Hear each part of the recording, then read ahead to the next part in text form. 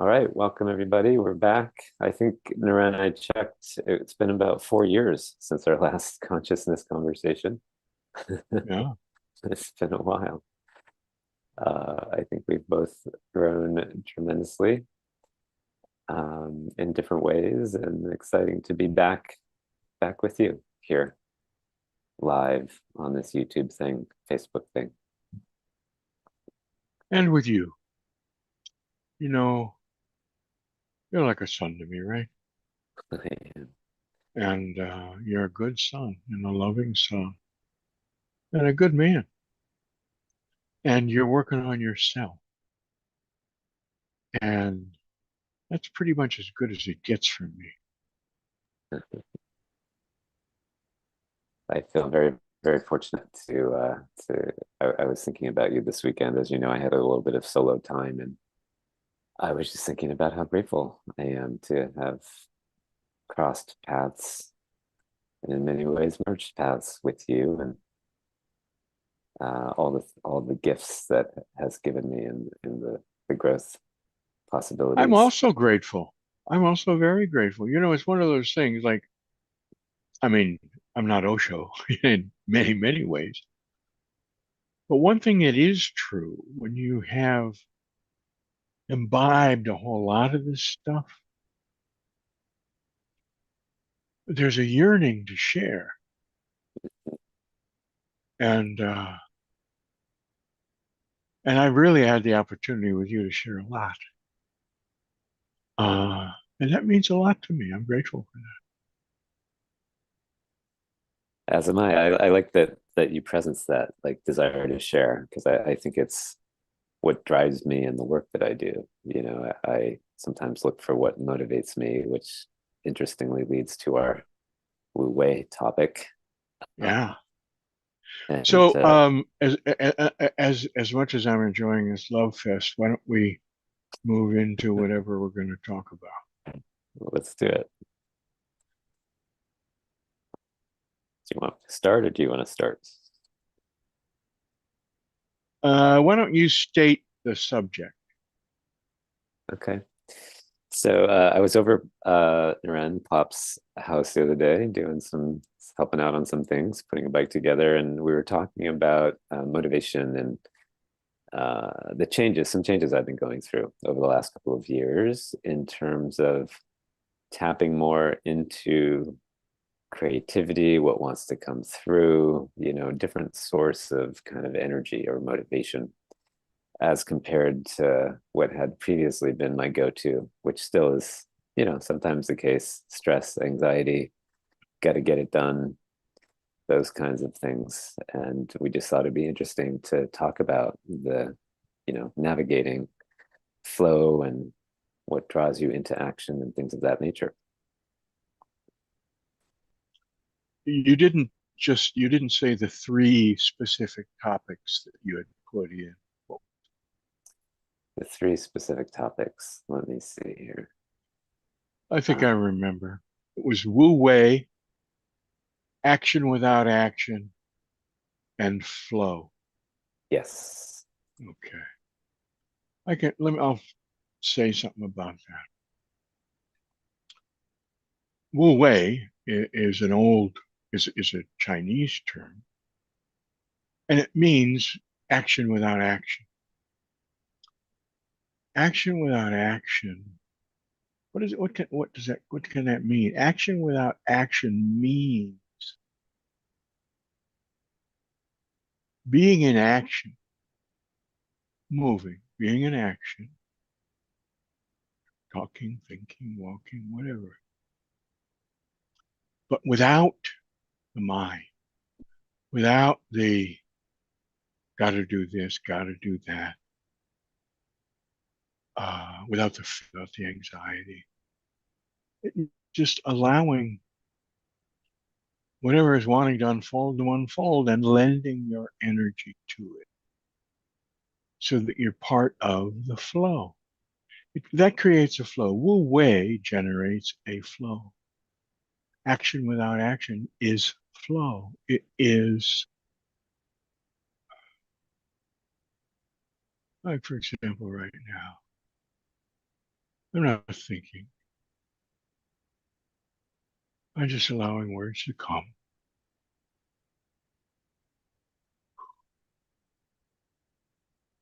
And they come from somewhere else.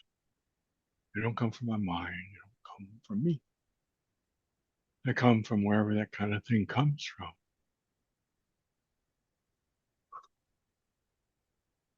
And it comes with once you get into it, it comes that opening, being in that flow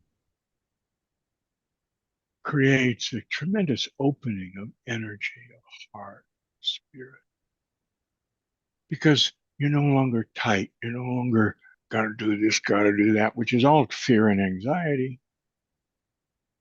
It's just allowing what needs to happen and giving your energy what is unfolding.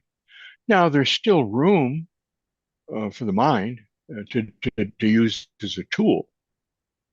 Uh, it's it's used as a tool, the cognitive part of the mind, as opposed to the emotions, the unconscious, where all of the fear and anxiety lies, and which unconscious, the fear and all of that, drives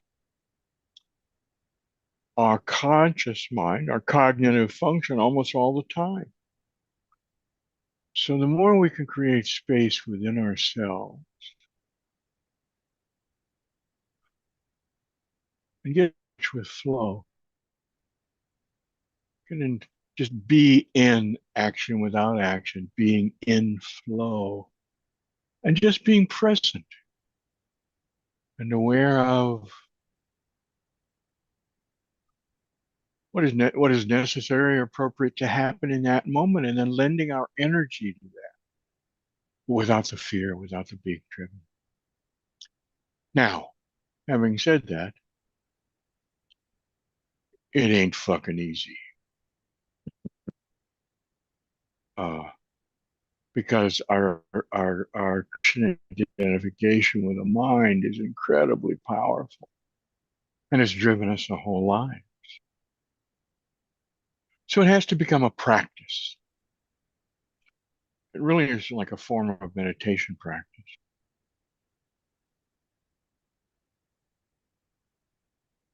I think I have a handout on it, Raj. Should I send to you so it can be posted? Sure, that'd be great. Okay. So there is. Like for me, I've been meditating basically every day for about 50 years, with a few days off for hangovers or whatever.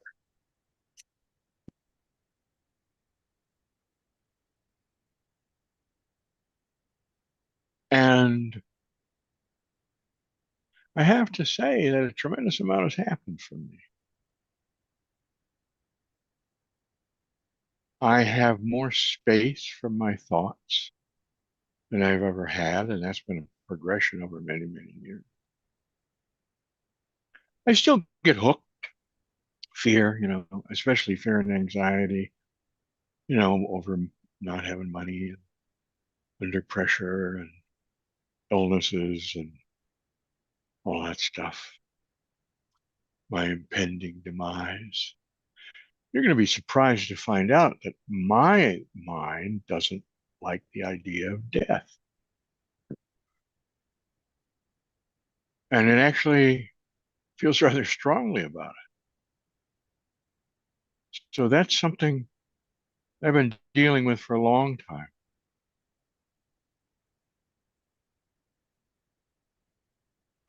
Now I'm pretty easy with it. I'd like to live a few more years because there's things I really like doing. And I'd like to be able to continue to do this. I wrote one book. I'd like to finish my second book. Spend more time in nature, blah, blah, blah. So, Wu Wei. It's funny, Raja's wife, my daughter, Gabrielle,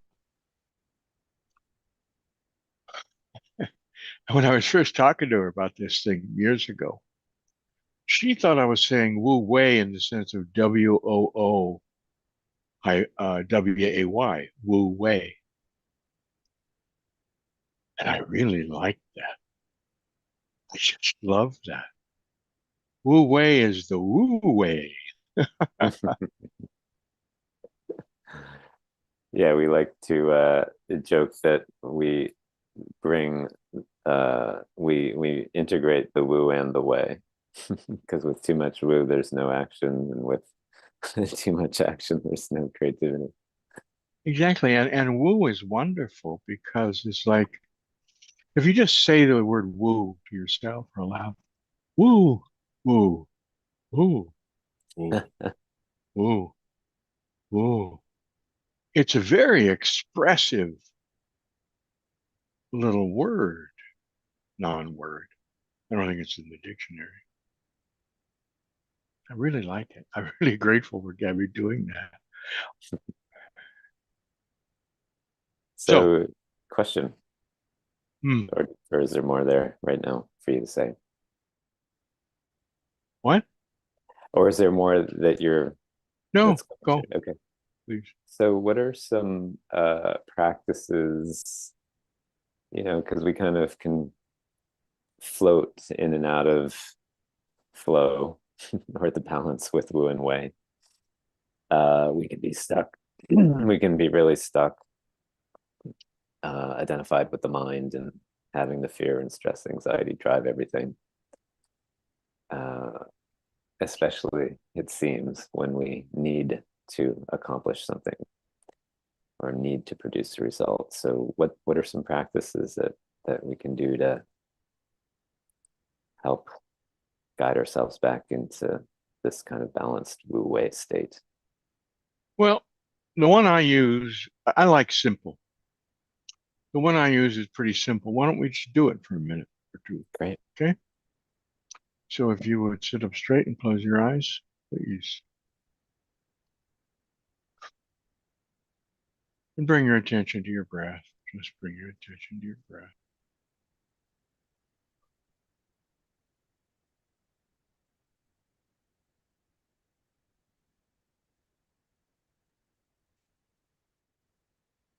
Just being there, your attention on your breath.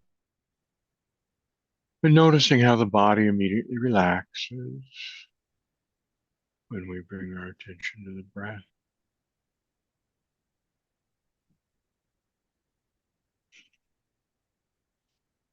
Just being present. Now, you don't have to do this long when you're doing the practice, but I'm doing it now for you. But also, people may like it for this in a minute. So, present, attentive to the breath. And just remember, let me ask you a question. Were you stressed and anxious this morning at all? Yes. Yeah. Okay. Okay, so coming back to the breath, going back to your belly, just let yourself go again to remember that space when you were anxious this morning. And when you're there, nod your head once. Okay, now simply and easily shift your attention back to the breath. Just shift your attention back to the breath very easily. Just shift your attention back to the breath. Now we'll do it more quickly, okay? So, having your attention on the breath, let yourself remember the anxiety of the morning, and when you have that memory, nod your head once.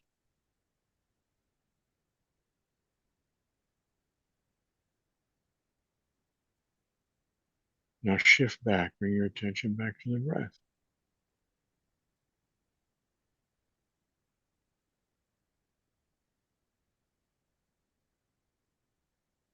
You notice the difference? Yeah, it's interesting in noticing the difference. I notice more difference. Yeah.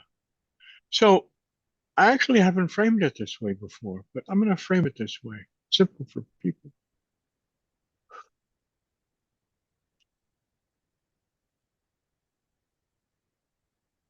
Notice anxious thoughts. Bring your attention back to the breath.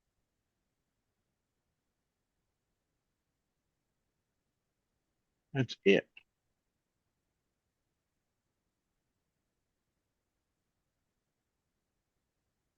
When you're ready, you can open your eyes.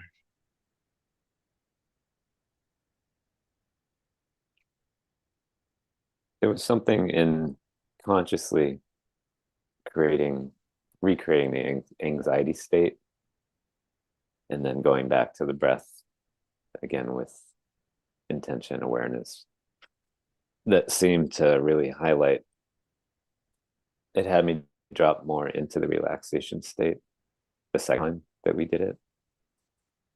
Um, Say a little more about that. yeah, I experienced this in some of my athletic pursuits when I consciously work to create something that's not working in motion. It brings more attention to what's not working.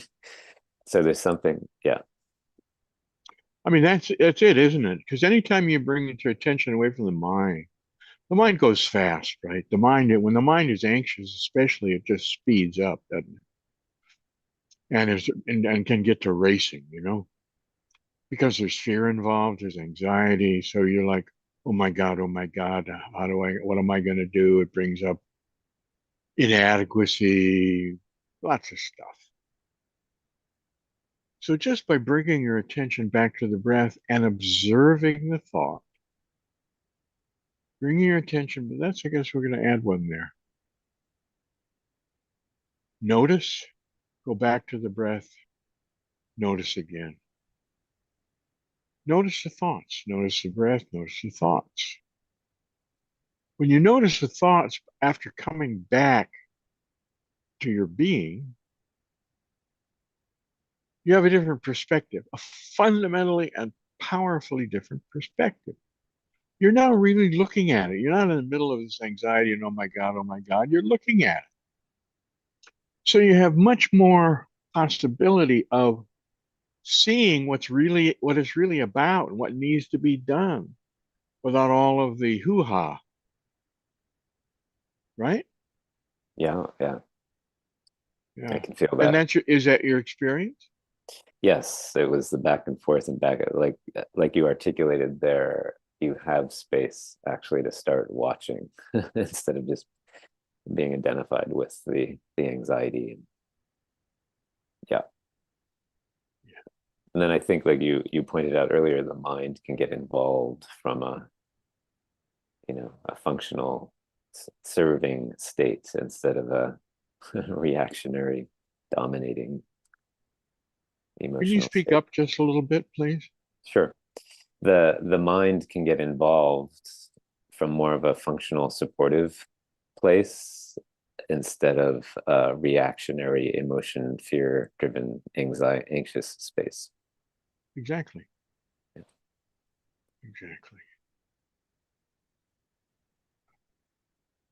Back to you, bud. Well, I think we're done here. No, that's pretty Okay with potent. me. Um, so Want me to just rave on a little bit? yeah, yeah. Okay.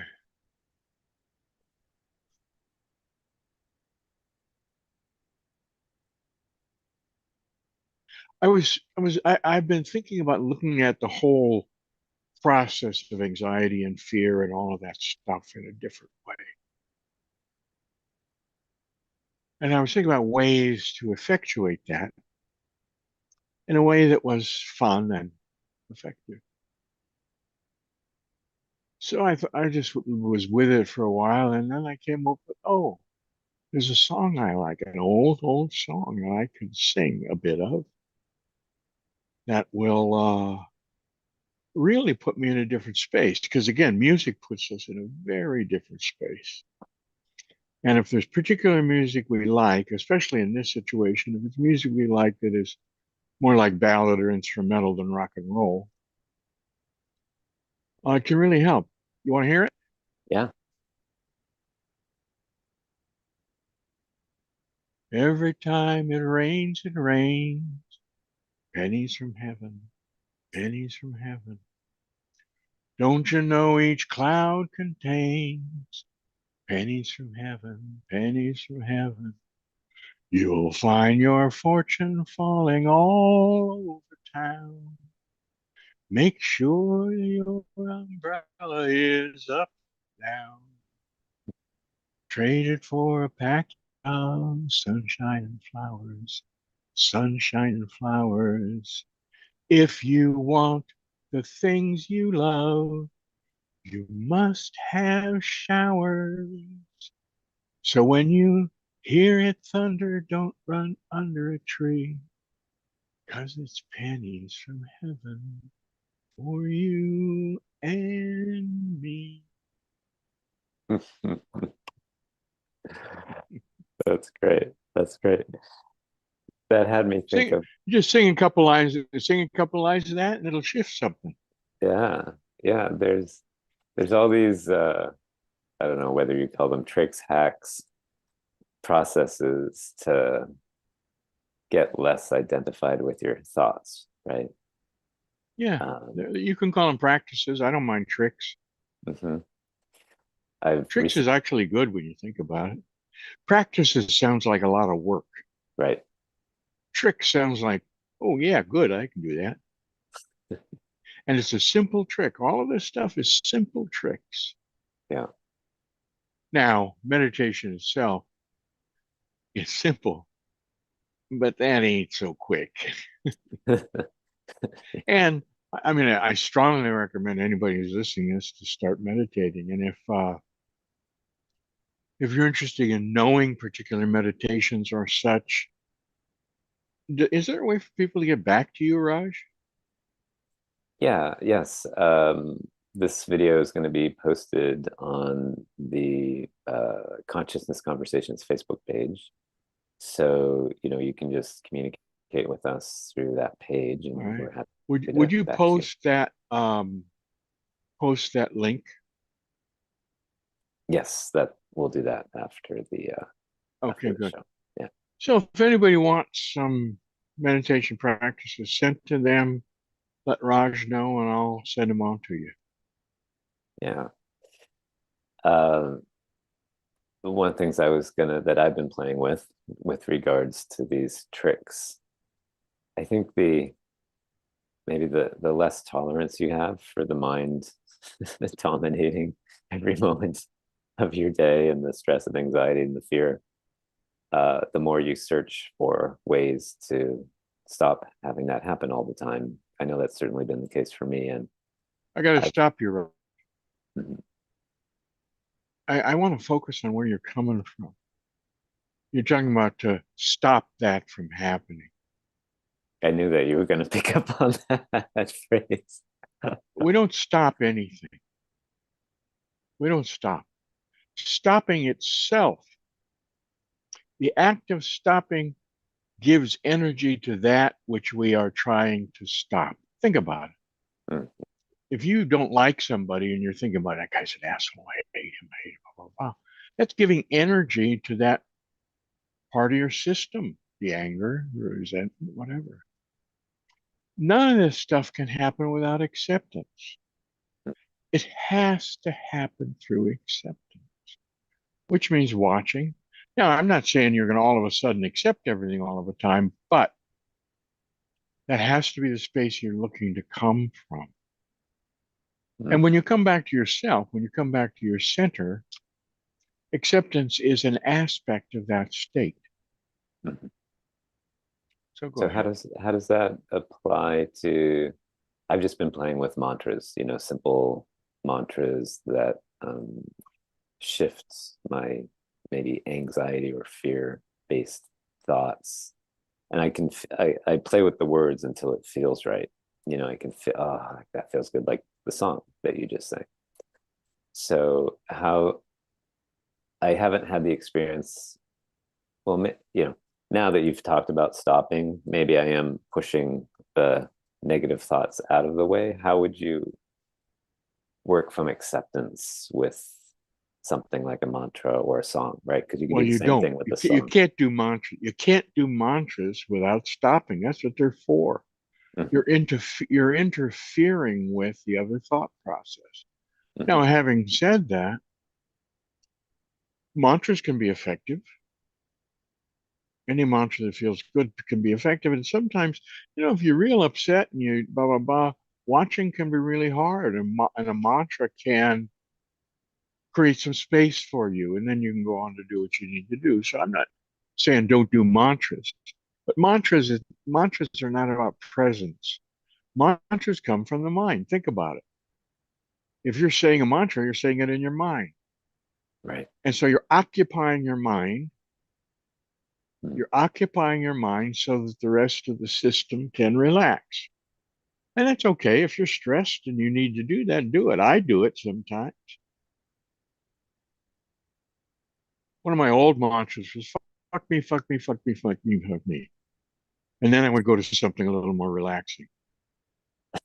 But I would actually say that at first. I still do once in a while because I'm all upset and blah, blah, blah. And that's what I used to say all the time. So if I just say that, then it can lead into it's okay. It's okay. It's okay. It's okay. And actually, rather than doing a mantra, I suggest people to talk to the unconscious where it is upset. Realize you're dealing with a 4-year-old who's shit scared. Mhm. So what I do in that situation when I want to do anything is, and I talk to the unconscious a lot. I spent years studying and teaching how to do that. So when I do that, I just go, when I was a kid, I was called PJ by everybody, Philip Jones. And both my grandfathers named Philip. So during the Second World War, when I was a little kid, they called me something else. Say we got too many PJs. So I still talk to him as PJ. And I just say, it's okay, PJ. It's okay. I'm here with you. I will take care of you. I won't let anyone hurt you. I won't let anyone hurt you. You are safe. And I just talk like that, or I just say, usually I talk rather than saying stuff like a mantra. Because the unconscious mind doesn't care for mantras much. It doesn't do much. It does push the emotions away, but it doesn't really work with the unconscious mind. To work with the unconscious mind is better to talk to it, Mm. talk to him or her, and just be as if you were with a child, because you are. As if we were with a child that's scared and up and doesn't do, and you were just telling them how you could help them calm down, whatever, in a very loving way. And that's what works best. Mm. Wonderful. So all of these tools, tricks, whatever we want to call them, they can help calm the mind and help you have more access to flow state and action without action. Is that an accurate statement, Pops? That is an accurate statement. How would you like to close today? We are at time. Beg your pardon? We're at time. How would you like to close up today? How to finish up? Yeah.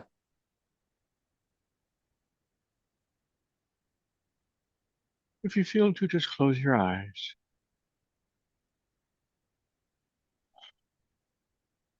Watch your breath. Just bring your attention to the breath very simply and easily. Just bring your attention to the breath. And if you're not real experienced with it, thoughts are going to come in. The thoughts are going to be there. Let the thoughts be there. It's what the mind does, right? Thoughts. They're not wrong. They're just what they are. They're not good or bad. They're just what they are.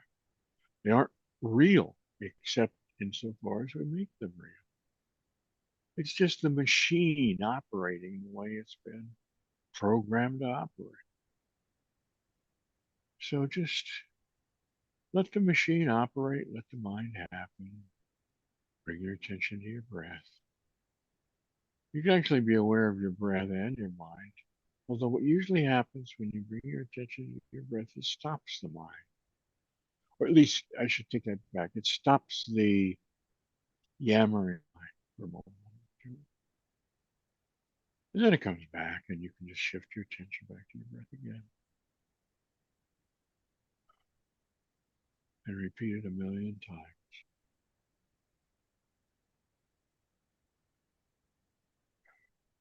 I'm not, there was something that Osho used to say that I just love. I really love, I love that man so much. He, without him, I wouldn't be alive. Without him, I wouldn't have been, I would have not been able to function a long, long time. People come to meditation because they need to, because they're fear and anxious. They don't come because it's a good idea. And somehow, an old friend put Osho in front of me. And he had just come back from Pune. A lawyer who was one of my closest friends for many years, passed away a few years ago.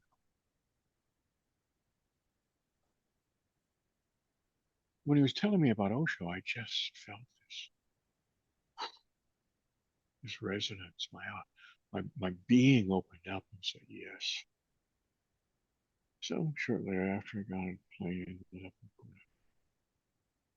And I've been grateful ever since. One thing that I should warn you about, if you open your heart to Osho, he's there forever. He moves in and sets up business, which is for me the greatest gift I've ever received. Anyway, what Osho used to say, and I just loved and still do, was at the end of every discourse, or not maybe not everyone, but a lot, maybe during a long period of time anyway. At the end, he would stop and he'd pause for a few moments. Just what he was obviously doing, what he always did, because he paused a lot. His pauses were so lovely.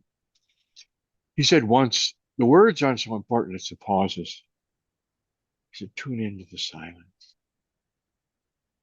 Anyway, he would have a longer pause before he finished because I think he was looking to see if anything else was going to come. Just being there. And then he would say in that lovely voice, enough for today. I like that. Fantastic. Well, thank you, Pops. Thank you for those listening, either live or on replay. If you're interested in any of the work that Naren, aka Pops, does in the realm of meditation, personal growth, me as well, with teams or individuals, reach out to us through the Facebook page. We'd be happy to speak with you. Love you, Pops. I love you too. Namaste.